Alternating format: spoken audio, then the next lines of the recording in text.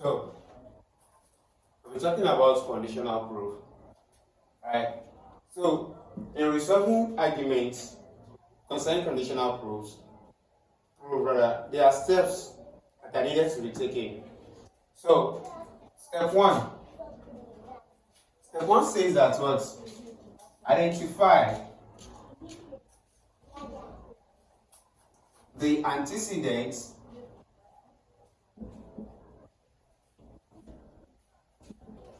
and consequence of the conclusion of the given argument. Step 2. Assume the antecedents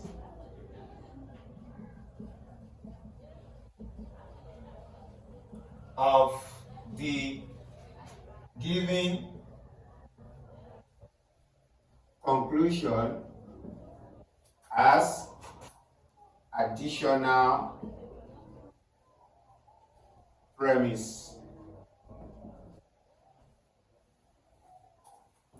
Step 3. Assume the consequence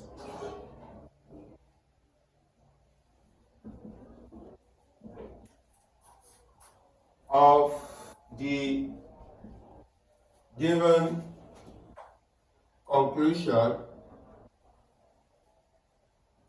as your newly constructed conclusion.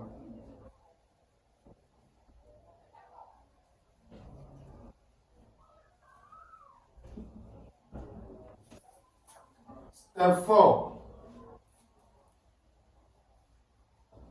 Ensure all conditional statements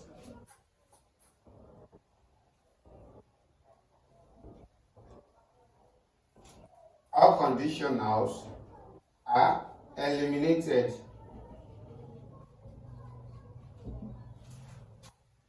Step 5.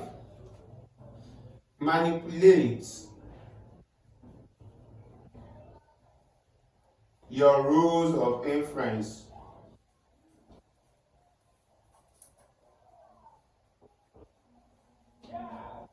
and replacements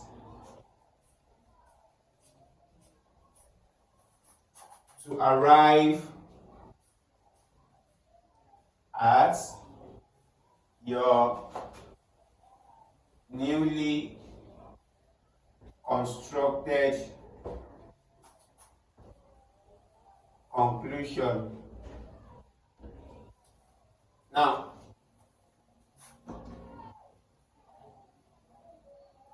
these are the steps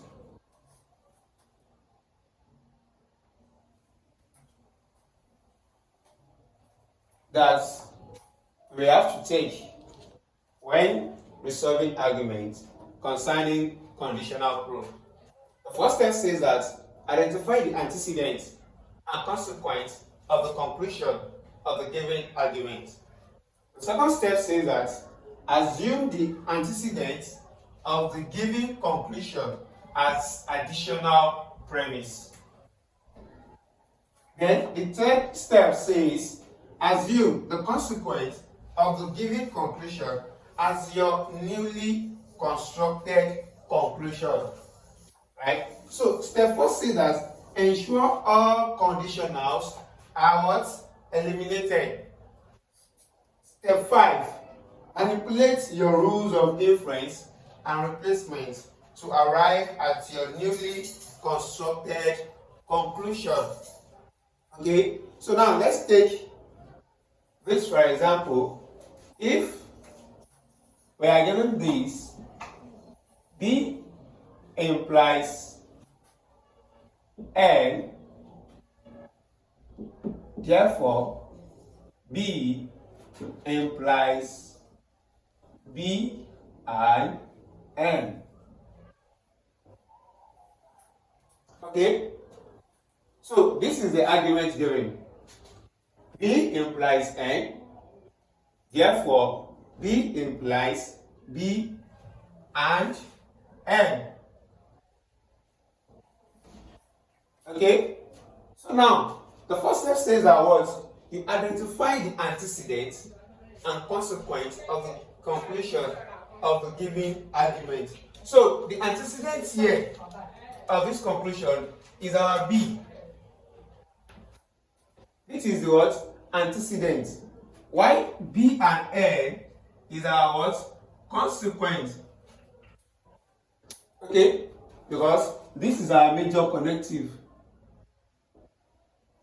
This is what connects B and N together. Okay, so this is our antecedent and this is our what? Consequence.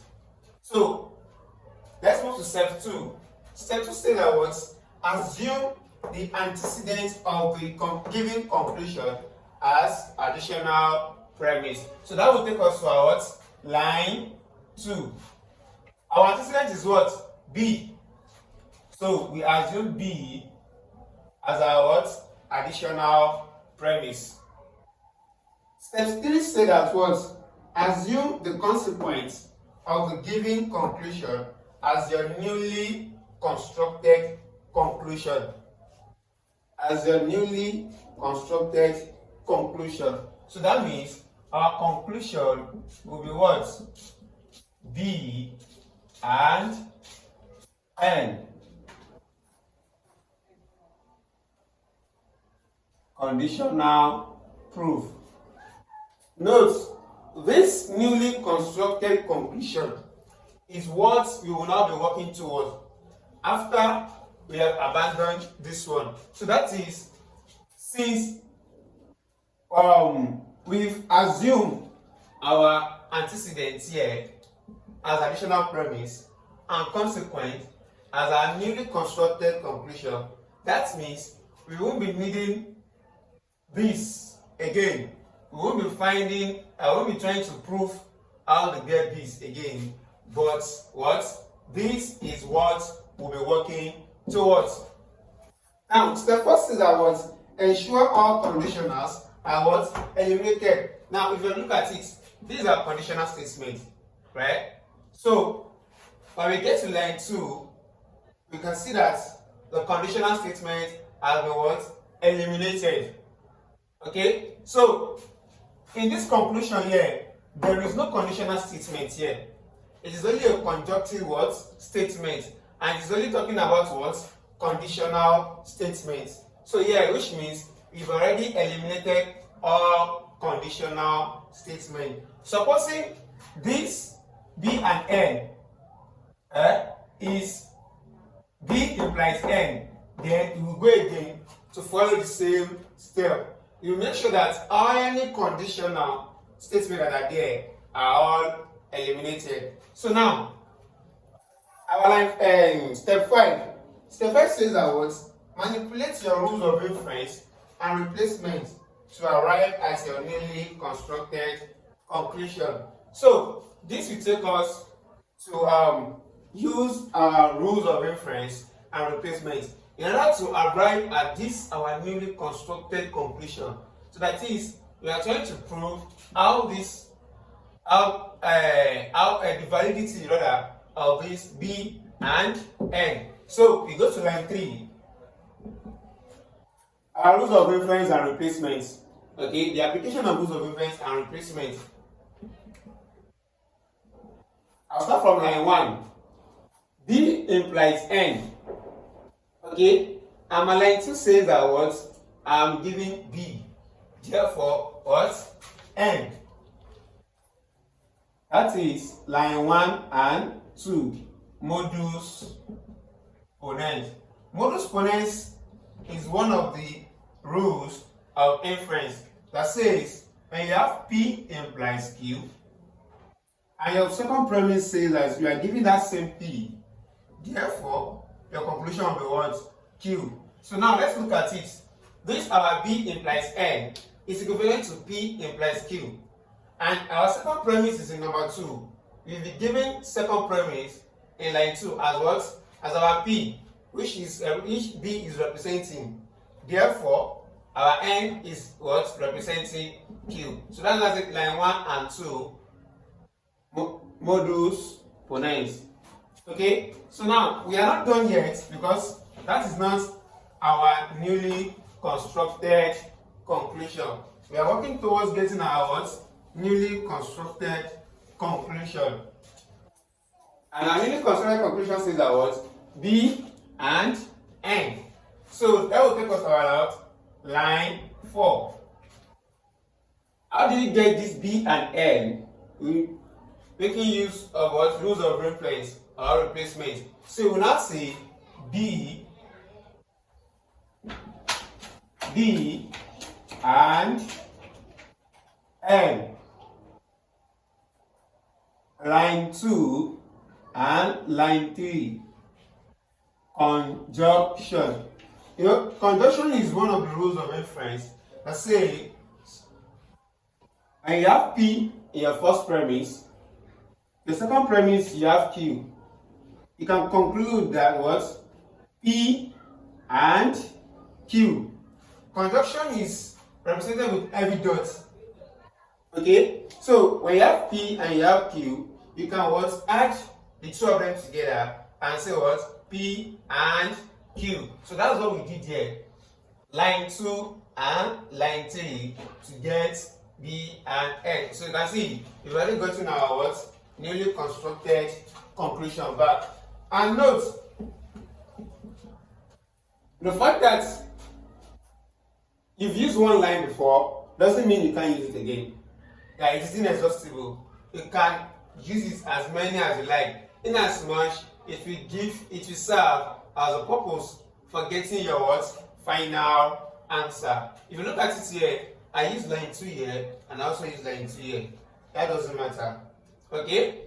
And in resolving your argument, in manipulating your rules of inference and replacement, when getting to your final answer or your newly constructed conclusion, right, you must have touched all the previous lines. Okay, now let's look at it. I've touched line 1, I have touched line 2, and I've touched line 3. So I got my what? Line 4. I hope it is clear now. Right? So let's take another example. If you say F implies L, L implies K. Therefore, F implies K. Okay, so the step, let's go back to our step. It says that what? Identify the antecedent and consequence of the conclusion of the given argument. So the antecedent of the conclusion here is what? F. While the consequence is what? K. Okay, so we've already what? Identified our what? Antecedent and consequence. Now we go to step 2. Assume the antecedent of the given conclusion as additional premise. So that will take us towards line 3. The antecedent, which is F, we are not asked to assume it as what? Additional premise. Okay, you can see. Now, step 3 says that what? Assume the consequence of the given conclusion as your newly constructed conclusion. So, these are antecedents. You've already assumed it as what? Additional premise. And it's not saying that what? You should assume the consequence, which is what? K, as a newly constructed what? Conclusion. C, P.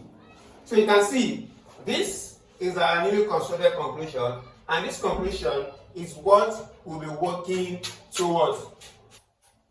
It is what we'll be working towards. Now, ensure all conditionals are eliminated. You can see there is no conditional statement here. We've eliminated the what? The conditional statement here.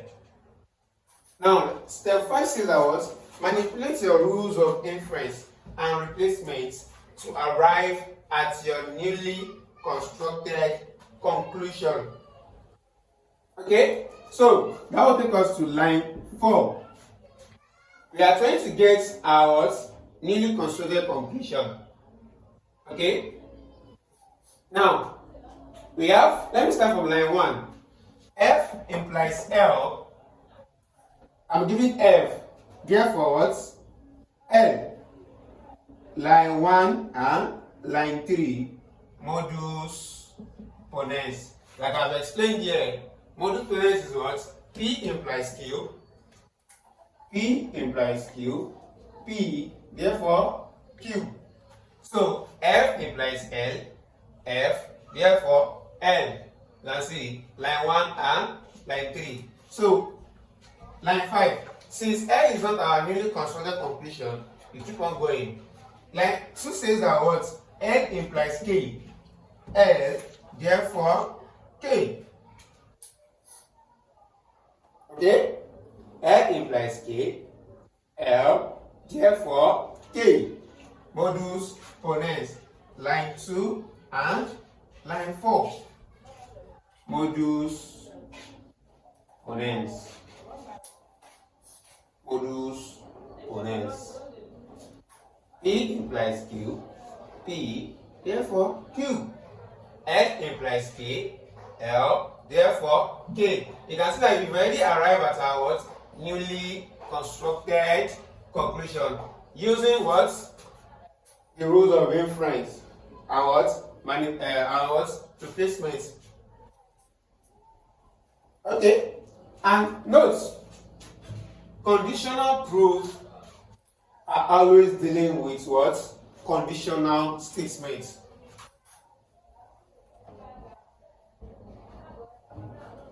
Conditional proof deals with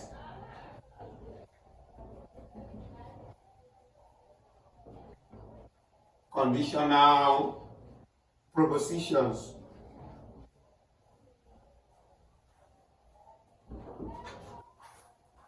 Yeah, modus ponens is a conditional proposition. We have modus ponens as conditional proposition. We have assumption as conditional proposition. We have what's it called? Hypothetical syllogism. We have what's it called? Implication, material implication. We have transportation, etc. Okay, so now let's take one more example and to understand this conditional proof. So I believe you all understood these first two examples that I've given. The first step, identify the antecedent and consequence of the conclusion of the given argument. You've already identified it. These are this and this. Assume the antecedent of the given conclusion as additional premise. The antecedent, if I assume it. Assume the consequence of the given conclusion as the newly constructed conclusion.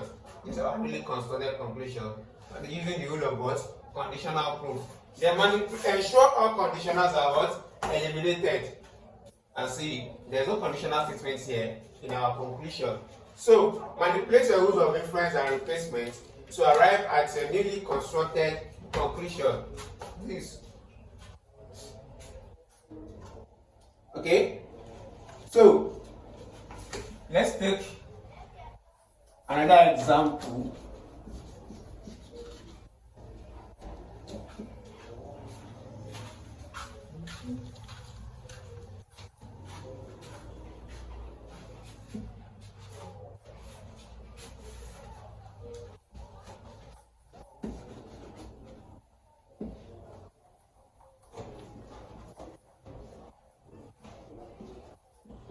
So, let me say that A, line 1, implies, open bracket, B implies C. And our line 2 says that what? B implies C implies D.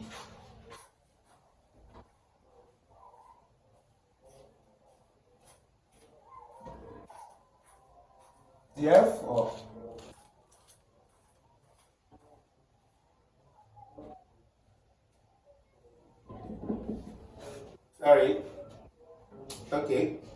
therefore, A implies B implies D. A implies B implies D. Brackets. Now,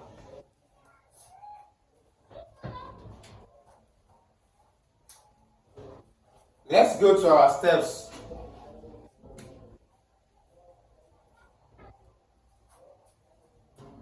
Our step says that what? Identify the antecedents and consequence of the conclusion of the given argument. Okay? The antecedents and consequence of the conclusion of the given argument. So, the antecedents of the conclusion is what? A. While the consequence is what? B implies D. We've already identified that. So let's go to step 2. Assume the antecedents of the given conclusion as additional premise. So our additional premise is line 3. A. A is our what? Antecedents of the given conclusion. Step 3 said that what?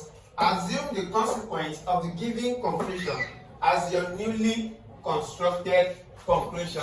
So that means you will say B implies D.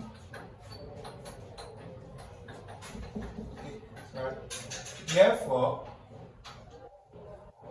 B implies D. Conditional proof. Assume the consequence of the given conclusion as your newly constructed conclusion. This is it. This is our consequence. It has become our newly constructed conclusion. Now, step 4 says that what? Ensure all conditionals are eliminated. Now, let's look at this. This conclusion here, in our newly constructed conclusion, our newly constructed conclusion is also a what? Conditional statement. And the step says that what? Ensure all conditionals are what? Eliminated. So that means we will have to eliminate this conditional statement. So that will take us to what? Line 4. So in eliminating this conditional statement, you have to go back to our what? Steps again. You identify the antecedent and consequence of the conclusion, which is what? B and D. Step 2, you assume the antecedent of the given conclusion as additional premise. Since B implies D, these are our antecedents and these are our consequence. So when you're assuming the antecedent as additional premise, you will ask B. Okay? Step 3, assume the consequence of the given conclusion as your newly constructed conclusion. So that means, our newly constructed conclusion before is B implies D and it's a conditional statement. But the step says that we should ensure that all conditional statements are eliminated. So what we are trying to do here is what? We are trying to eliminate this conditional statements here. So B, therefore, D, C, P. So you can see that there is no conditional statement here. If already was eliminated the conditional statement here. And this D is now our newly constructed conclusion. And to be the conclusion that we'll be working towards. Okay? This is the conclusion that we'll be working towards. So now, step 5. Manipulate your rules of inference and replacement to arrive at your newly constructed conclusion. So now, we now have to what? Manipulate our rules of inference and replacement to get to our what? Our D. Okay? So, line 5. You can start from anywhere. Okay? So, we say